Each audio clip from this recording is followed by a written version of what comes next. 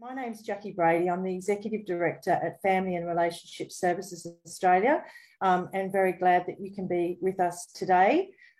Before we do start, and very importantly, I would like to acknowledge and pay my respects to the traditional custodians of the land upon which we meet. For me, it's the lands of the Ngunnawal people here in Canberra, and thank you to everybody for sharing where you're joining us from today. I humbly thank all First Nations people for their stewardship of the land, the rivers flowing and of the sea adjoining them. And I acknowledge elders past, present and emerging. I also wish to acknowledge that these lands always were and always will be Aboriginal lands, occupied but never ceded or surrendered. And I do hope that reconciliation may one day be genuine. I also wish to pay my respects to Aboriginal and Torres Strait Islander peoples joining us on the call today. So as we get started with the webinar today, I'll take you through, I've got the pleasure of introducing and setting a bit of the background. So as you know, when the COVID pandemic first hit Australian shores in 2020, FRSA itself began holding a number of community of practice discussions with our members on a number of key issues impacting them as they moved to meet the challenge of delivering services in an evolving context. Unsurprisingly, a key focus of those discussions was the move to telepractice, and that is the use of telecommunications technology to assess, triage and provide therapeutic and others to people we were working with. We thought that this was an important area to investigate and started having conversations with our colleagues at the Australian Institute of Family Studies. So the report we are launching today is a culmination of those conversations and research undertaken by the Institute on our behalf. Looking further at the use of telepractice in our sector and the practice and policy implications is a journey FRSA will continue and is committed to. But I'll say more about that at the end of the webinar. We will also have the opportunity for questions at the end. So please, as questions arise, don't hesitate to use the Q&A function, if I can direct you to that in the Zoom functionality. I will keep an eye on the chat, but the benefit of Q&A is you can log your questions and other people on the call can actually give it a thumbs up, which means that it's also of interest to them as well. But for now, and importantly, I would like to now welcome Dr. Trina Hinkley from the Australian Institute of Family Studies.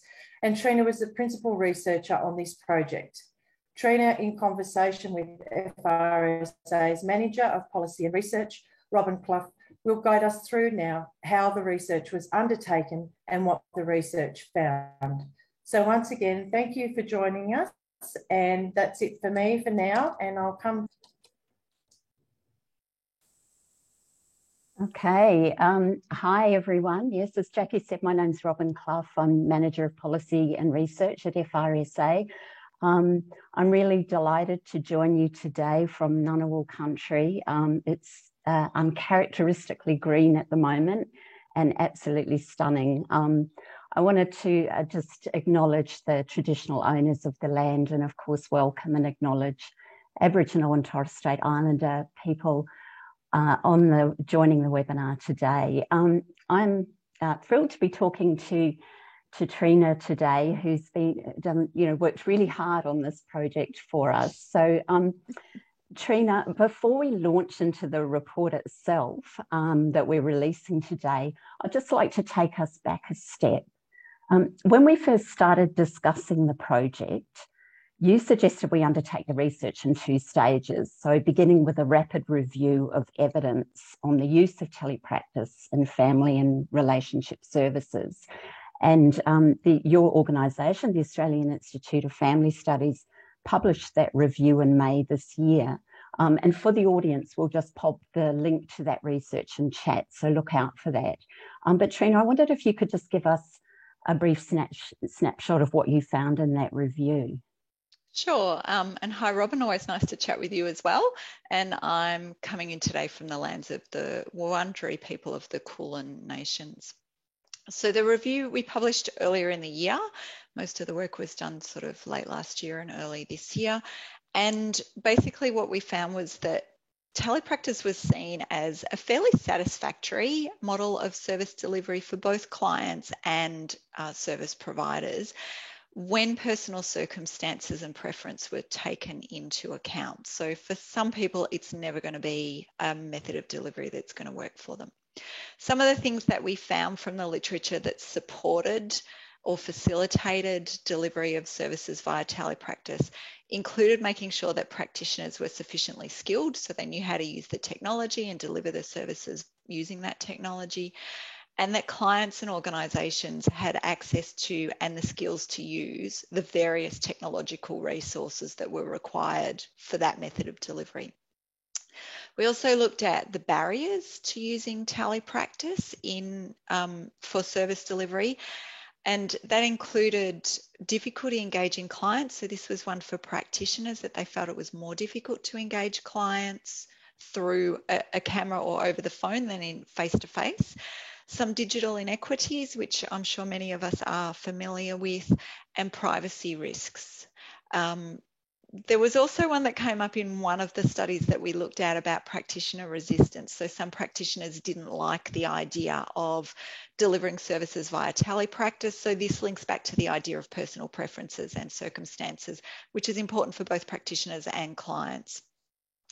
Some of the benefits that we found from the review included improving access to some services for some people. So people who didn't have access to a particular service in their, their geographical area were able to access services via telepractice. And some practitioners also reported that using telepractice, particularly video conferencing, gave them insight into family life, so they could actually see into what was going on in the family home environment, and they found that beneficial. But we identified a number of gaps, which is what sort of led us into doing the survey that we're talking about today. There was a lack of data about the use of telepractice, and this tells us that it's an emerging area, that there's still a lot that we can learn about it. Some of the types, there wasn't any information on the types of services that were being delivered via telepractice, or which clients were using telepractice to access services. And there was basically no Australian evidence at all, and certainly a lack of evidence in the family and relationship sector. So there were plenty of gaps there for us to explore, Robin. Great. Look, from FRSA's perspective, we were conscious just how quickly our sector had to transition to or scale up telepractice to meet the needs of clients in a really volatile and difficult environment. So we wanted to understand the experiences of our members, building on the findings of the review that you undertook. And so it was at that point that we commissioned you to undertake the second part of the project, which was a survey with FRSA members. Can you just talk us through the survey? Sure. So we put that out to your members over June, July. It was open for 3 weeks, and all of the FRSA members were invited to contribute to that survey to help us understand what was going on for them in using telepractice in their sector. We looked at the types of programs that were being delivered under the DSS family and children activity, and we were really interested in service providers' experience of using telepractice for the service they delivered themselves. So we asked them to answer specifically about the services they delivered, not more broadly about the organisation. We really wanted to get a bit of an understanding of what program types or program formats were being delivered. So whether these were individual or couples or groups, so what that looked like, what was working for service providers. And one thing that I know we were all interested in, and I was particularly interested in as well, was to look at whether there were differences between the different family and children activities that were being delivered. Now, one of the problems with a survey like this, with any survey, is that you don't always get enough responses to break everything down into tiny little categories like that. So we were able in some instances to look at differences between service providers delivering family law services and family and relationship services. But the other services, unfortunately, we didn't have a large enough response to be able to look with any confidence at what was going on there. So that's an opportunity for us to explore for the future. And the survey covered some of the things that I just talked about that we looked at in the literature review, so barriers and enablers, benefits and disadvantages, and some of the risk management strategies that organisations might be using to support their practitioners and clients. Sure. And Trina, can you just tell us a bit about the people who actually responded to the survey? Sure. I was really excited that we had more than 50% of FRSA members respond. I thought that was a really great response. So all up, we had 104 people provide at least some responses to the survey, and they were from 45 different organisations, so a really good spread there. And 67 people completed the survey in its entirety. So that was a really good number for us to be able to, you know, have quite a degree of confidence about the sorts of answers that we were getting. About 3/4 of the respondents were managers. Now, this was because we actually targeted managers and we wanted managers to respond about the program that they managed within the service. So we had a few CEO executive level and a few practitioners as well. About 2/3 of our respondents were from large organisations with more than 200 people in them, and about 1/3 from organisations with between 20 and 199 people. And just over half of the people who responded to the survey were from regional areas, which was really great because it's often difficult to get people from regional areas involved in research like this. So that was a really encouraging sign, and obviously really good engagement from your members there, Robin. Yeah, we were certainly really pleased with the kind of spread of responses and the response rate. So onto the exciting part. Let's just talk a bit about the findings of the survey. And what did it say about telepractice use by family and relationship service providers? So I will just talk to this slide and I'll just explain a little bit about it. So the numbers that we're looking at here in each of the cells are percentages. This is the percent of people who said that they were currently using telepractice and responded to this answer, this question, about when they started using telepractice. So you can see that before the year 2000, very few people were using telepractice, and that was reserved just for voice calls, picking up the phone and making a phone call, or phone services like helplines. Then we started to see between 2000 and 2009 a bit of an increase in that. So more people started using those services, and people also started using teleconferencing. Likely this is, you know, also a function of the availability of this kind of technology. And then it wasn't until somewhere between 2010 and 2019 that people started using video conferencing. Now, I don't have the data on the screen, but most of that 33% of people who started using video conferencing during that period didn't pick it up until after 2015. There were a few before that, but most of them started in the last half of that period. And then we can see a huge increase in video conferencing once COVID actually hit. So this shows us really nicely the gradual transition to use of telepractice until we got to COVID, where we were forced to make that really rapid transition. You know, given the rapid increase in use, what were the enablers that supported telepractice use from the perspective of respondents? Yeah, there were quite a lot, and there's a fair bit of detail about this in the report. So I'm just going to touch on some of the most important ones today. And I do want to preface it by saying that only service providers responded to this survey. We asked them about their perceptions of client experiences. So there is information about perceived enablers and barriers for clients in the report, and I will talk to that, but this is the service provider's perception of that client experience. So there's still a little gap there where it would be wonderful if we could get some information from clients themselves.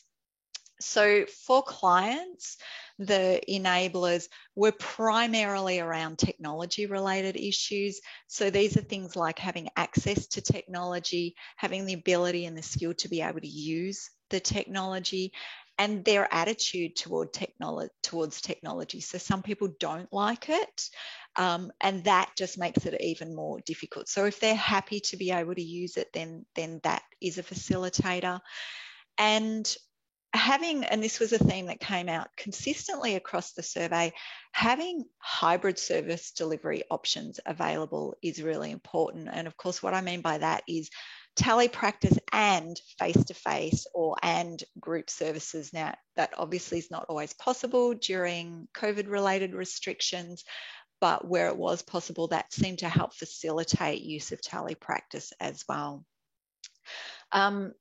Only about half mentioned that cost saving was an enabler for clients. And I just have one little quote from one of the service providers about this that I wanted to read out.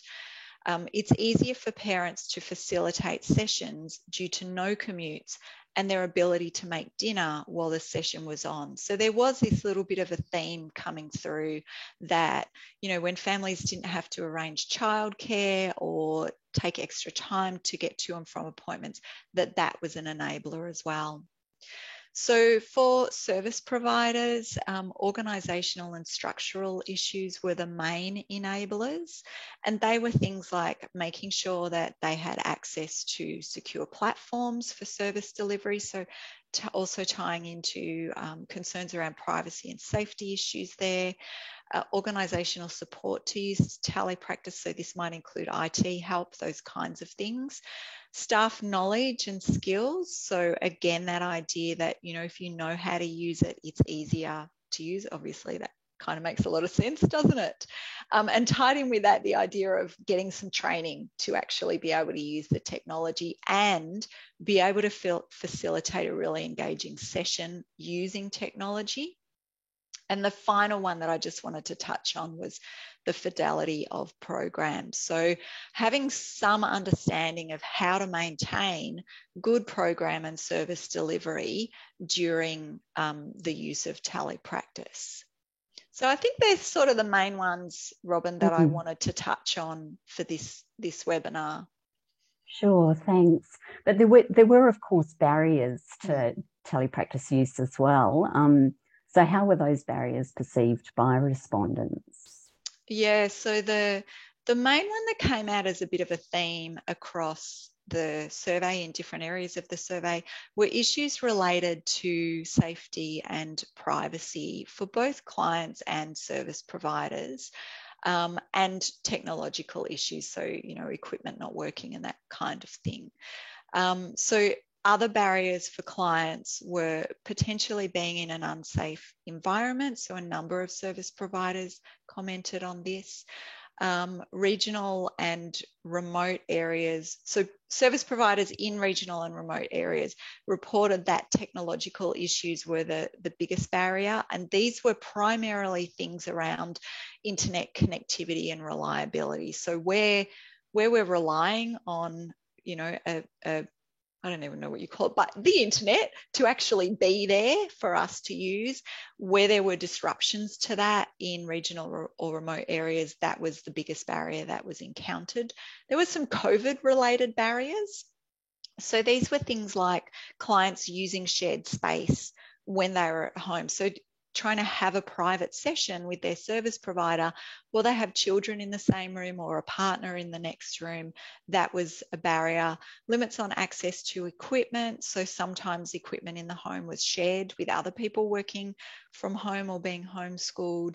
And so that created an issue around services being able to be accessed and received in a safe space. So again, just a little comment from one of the service providers. Children are often in adjoining rooms and hear inappropriate conversations, and parents become distracted. So that became a bit of a barrier. For service providers, again, issues around privacy, security, and those sorts of concerns rated really highly, and potentially unsafe environments. And in terms of COVID-related barriers, similar for the clients, it was having a private space to engage in sessions, and being able to have that work private life delineation as well. So one of the service providers commented, "It is stressful for practitioners to manage high vicarious trauma when they're working from home, when they lack resources, that is, house space, to physically separate office from home. There are also headspace issues for these practitioners in keeping good boundaries between work and home." So this came through as a bit of a theme in the survey findings, that being able to demarcate between workspace and home space, work time and home time, particularly when you're dealing with stressed clients or traumatic situations, could be problematic. I think the only other one that I will raise now, Robin, is the issue of change fatigue that was reported by about half of the participants. Obviously, that's specific to the rapid rate of change that we all had to go through with the onset of COVID restrictions, but is something that organisations are no doubt wise to keep in mind at all times. Yeah, and I mean, I certainly think that, you know, thinking back to the vicarious trauma and the separating home and work, that will be really something really important to think moving forward. I mean, obviously a lot of people could be delivering telepractice in the office, but we are all thinking a lot more about working from home. So it is a really important thing to keep in mind. Trina, the rapid review, which we discussed earlier, found that there's limited material, comparing client outcomes from telepractice with client outcomes from face-to-face service delivery. And we all agree this is a really important area for future exploration. While looking at client outcomes was outside the scope of this survey, you did spend some time exploring, the kinds of program formats and client groups that telepractice seemed to work best for. I just wondered if you could talk us through that. Yeah, absolutely. So this was really nice to be able to explore in the survey because, as I said earlier, there wasn't a lot of information on this in the literature. We've only captured service providers' perspectives here. Clients may have a different perspective, and the groups that I'm talking to are generalizations, of course. So within any group, there may be individuals or smaller groups that what we found in this survey, those findings don't apply. So just keeping that in mind. So keeping that in mind, the best suited groups as perceived by the service providers themselves are people in high income households, young parents, adolescents, people working with competing time demands. So this could be shift workers or farmers or parents who have, they're trying to juggle multiple things. They may have time in their day to be able to engage in services, but they're just trying to juggle all these multiple things. And sort of fairly consistently across the board, service providers reported that telepractice wasn't so great for children, elderly people, or people from diverse backgrounds. So probably no surprises there either. And we saw that I think there was actually unanimous agreement that children younger than 5 were not a population group that you would use telepractice with, which I'm sure we can all understand. In terms of program formats, the sense that we got from the survey was that service providers were really good at adapting a lot of their programs for delivery via telepractice, which is great. But there were some types of programs that were more easily adaptable and more suitable to telepractice. And primarily these were ones that delivered a one-to-one kind of service. So these were things like providing information, referrals, or advice, delivering a one-to-one program. So perhaps that was some sort of counselling program, providing advocacy or support, or parent programs. So those were the ones that were easiest to deliver via telepractice. And the ones that were less well suited were family programs. And then obviously programs that involve multiple people and interaction between people. So things like supported play groups or community events, understandably not so easy for service providers to deliver via telepractice. Yeah, thanks. Look, Trina, I've just got a couple more questions that I want to squeeze into our last few minutes.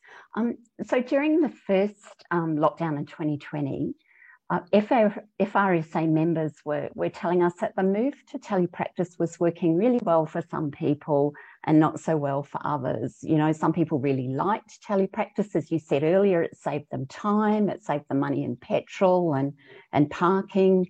And others found it difficult, especially, as you've also mentioned, when being online and perhaps trying to manage, you know, young children and, you know, thinking about what they were able to say and what they weren't. How did this align, you know, I guess more generally with what was found in the survey? What were the perceived benefits and disadvantages of telepractice? Yeah, thanks, Robin. There was quite a list of them, and they were fairly consistent with what we found in the literature review as well. So for clients, the highest rated benefits as perceived by service providers was improved access to services, so they were able to actually, you know, get to them, reduced travel time, and greater flexibility to attend appointments, which fits in with that idea of time management. Some service providers suggested that clients enjoyed accessing services from their home where they felt safe and it was convenient for them. So there was that element as well. We found this was one place where we were able to look at some differences between family law service and family and relationship services. And we noticed a difference between the perceptions of the benefit towards stigma here, which was really interesting. So 3/4 of the respondents who delivered family and relationship services felt that telepractice supported a reduction in stigma for their clients accessing the service. And that was compared to only 59% of family law service providers.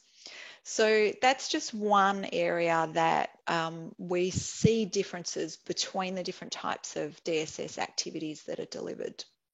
In terms of disadvantages, they include for clients, they included lack of face-to-face contact. Service providers felt it was more difficult for clients to engage, and they were concerned that this might have a negative impact on service effectiveness.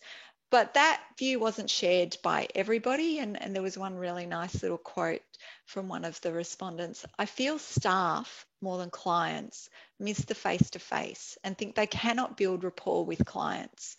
But feedback we received from clients, they were engaged and felt connected to the caseworker. So again, I think it comes back to that idea of individual preference and circumstances. Benefits for providers, very similar: convenience, flexibility, better access to clients, better time management, and again, some family-related benefits from practitioners who delivered family and relationship services programs. They were ranked more highly by those service providers than family law service providers. And in terms of disadvantages for service providers, the most common one was the lack of face-to-face contact, so again, consistent with the clients, and then some COVID-related disadvantages, including that it was emotionally and physically challenging for service providers to deliver their services via Zoom or other telepractice methods all day long. So they're sort of the key ones, Robin. There's a lot more information in the report for anybody who would like some more detail on that. Great, thanks. Look, we've got about, you know, a minute, 2 minutes. So I'll just put this question to you, and if you can just give me a quick snapshot. So when you put all of this together, you know, the barriers and the enablers, the benefits and the disadvantages, what are the implications for practice and for future research? Yeah, so the biggest message that came through consistently and strongly was hybrid service delivery.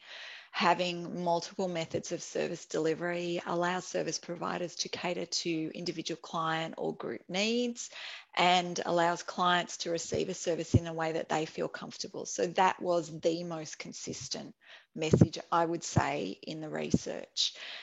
For the future, some risk management strategies around safeguarding, safety and privacy issues would be really important. And now that we've made that rapid transition, there's opportunity to address some of the lingering issues.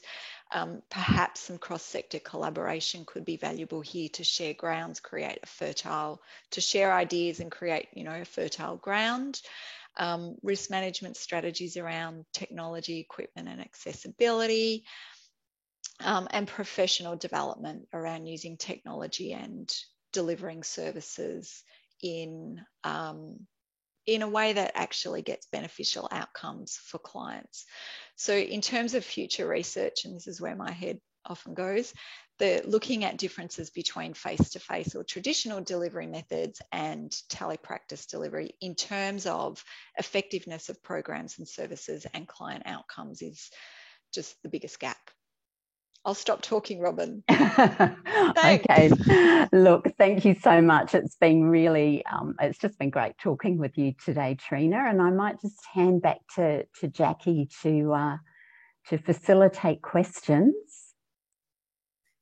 Yes, thanks very much, Trina, and to you, Robin, for leading that conversation. Trina, thank you for making that so accessible in terms of the report and the findings that have been delivered.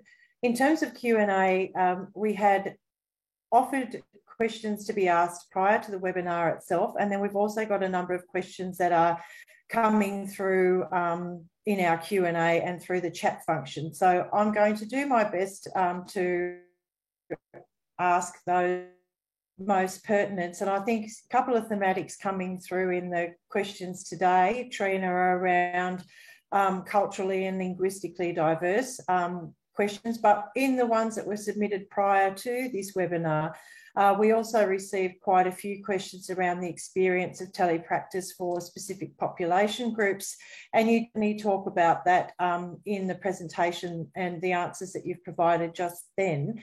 But could you provide any more detail to the answer that you'd given us earlier? Yeah, sure, Jackie. I think that's a really important question. In this survey, we didn't delve into that in any great depth, but we did ask specifically about how service providers felt about, how appropriate they felt it was to use telepractice with quite diverse population groups. And we did ask specifically about Indigenous Australians and culturally diverse Australians. And what we found that it was fairly consistent across respondents that very few people felt that telepractice was appropriate for use with those population groups, and that it was probably better to try and use other methods of engaging those population groups. Now, we didn't delve into why that was the case or what the barriers might have been that they perceived made it so difficult. So there could be a good opportunity there to explore that a little bit more in the future as well.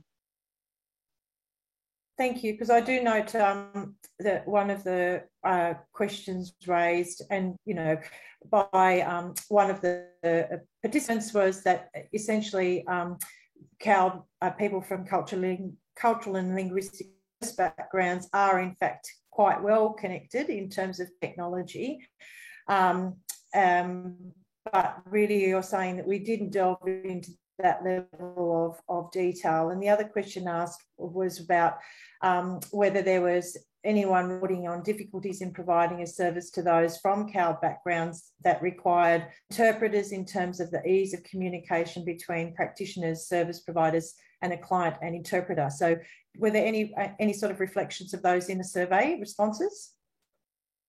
It wasn't, interestingly, it wasn't something that came through we didn't, like I said, we didn't delve into it specifically in the survey. There's always, you know, you always have to try and constrain the areas of interest in a survey like this. But it also didn't come through in respondent answers to some of the open-ended questions. So I really probably can't add a lot to it right now, Jackie. I think it would be something that's interesting to explore and try to understand why respondents felt so strongly that those population groups weren't suited to using telepractice. Obviously, having an interpreter and another person in a Zoom session or on teleconferencing adds a layer of complexity. But, you know, given the technology that we have, that should be able to be facilitated. So there may be some other things going on that are worth exploring to help ease the way so that, you know, all of our population groups in Australia are able to access services via this sort of technology if that's comfortable for them to do so. Yeah, thanks, Trina. One of the first questions that had popped in was around Aboriginal people and communities. So, and speaking to findings in the report around rural remote communities. So you did certainly note that there was responses from the practitioners themselves that had identified that Aboriginal people and communities may not be best placed in terms of responsiveness to this form of technology. Is there anything further that you would like to add in terms of your research findings? No, as I said, we didn't explore that particularly.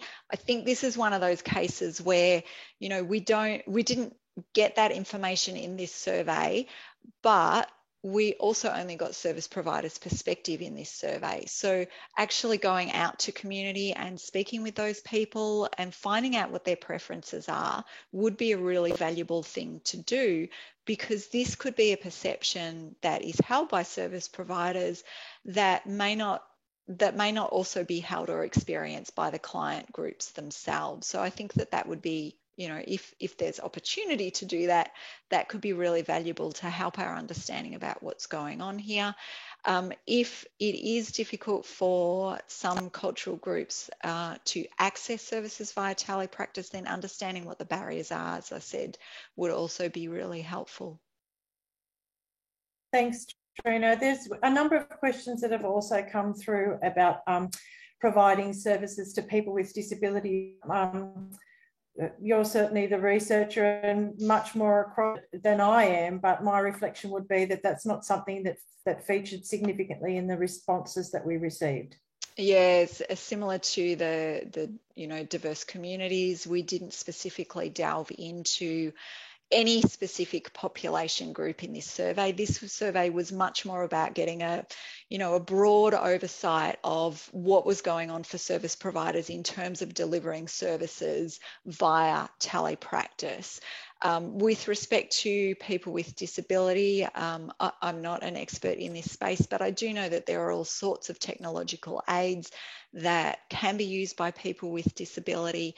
So I guess this would fall into the idea of making sure people have access to the right equipment, the right technology to be able to access services that meet their needs. Thank you. So we are coming up very close to time. So it is my intention to wrap up. I wanted to reflect a number of the questions coming through now and also prior to the webinar were very specific practice questions. So I know that Ellie Robinson's on the line here too with us today from the Parenting Research Centre. So I just wanted you, and she's already posted something in the chat function, but if you haven't come across the material that they've been providing at the Parenting Research Centre, they have established a telepractice hub where they are sharing and promoting evidence-informed resources that may be of some assistance in answering those questions. There is provided there in the chat function if you wanted to delve back a little bit further within that. With regards to our own endeavours here at FRSA, this, as I had said earlier, is certainly a body of work that we wish to continue unpacking. So I would specifically like to thank Trina and the rest of her research team at APES, Dr. Crystal Alla and Dr. Nerida Joss, for this excellent piece of research. And I'd also like to thank the FRSA members who responded to the survey. We were thrilled, as Trina said, to get 50% of our members contributing to the survey, especially during what was such a turbulent period. And as noted in the report, however, one of the limitations of the research was that apart from Family Law Services and FARS programs, there were too few respondents who delivered other programs to be able to base meaningful findings on their experiences. So we are very keen to gain further insight into the suitability and practice implications of telepractice on a program by program basis to inform service delivery moving forward. We do see this research as, you know, a start of a conversation, not the beginning and the end. So we're very delighted that we are going to be undertaking that endeavour, and certainly that we have the support of the FRSA board to be able to do that. So just last week, we did put out a call to FRSA members, inviting them to be part of focus groups later in this month. So if you are an FRSA and would like to be involved, please do get in touch. We'll just pop Robin's email address into the chat function. And also just letting you know that this webinar has been recorded and will be made available on the FRSA website, which is frsa.org.au. So thank you once again, Trina, for being with us today, and Robin for facilitating the conversation. I think we are right on time, but most importantly, thank you to all of you for joining us in the webinar today. I hope that you found these findings in the research report to be of interest to you and of relevance to the same sorts of conversations that you are have been engaged in, and pointing in the direction of the sorts of solutions that you are trying to find within your organisations.